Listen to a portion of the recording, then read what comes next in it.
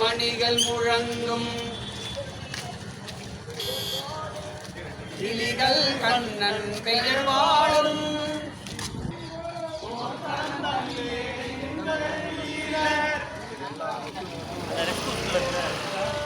புனித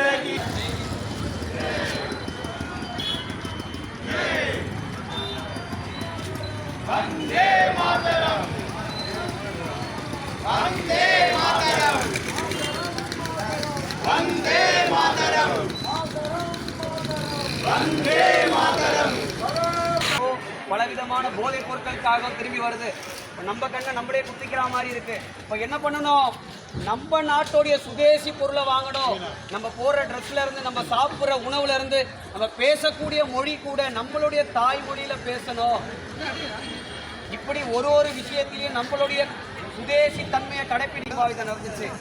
ஒவ்வொரு குடிமகனும் தன்னுடைய கடமையை சரிவர பின்பற்றினா இந்த நாட்டில் சட்டம் ஒழுங்கு பிரச்சனையே வராது. அப்படிதான் நம்ம நாடு இருந்துச்சு. இன்னைக்கும் முன்னுதாரணமாக தான் இருக்கு. அமெரிக்காவில் 40 கோடி மக்கள் இருந்தால் கூட எவ்வளோ காவல்துறை அங்கே இருக்காங்க, எவ்வளோ காவல் நிலையம் இருக்கு. ஆனால் 140 கோடி பேர் மக்கள் இருக்கோம். இங்கே இருக்கக்கூடிய காவல்துறை எவ்வளோ பேர் இருக்காங்க, காவல் நிலையம் எவ்வளோ இருக்கு யோசிச்சு பாருங்க. இதுக்கெல்லாம் காரணம் என்ன?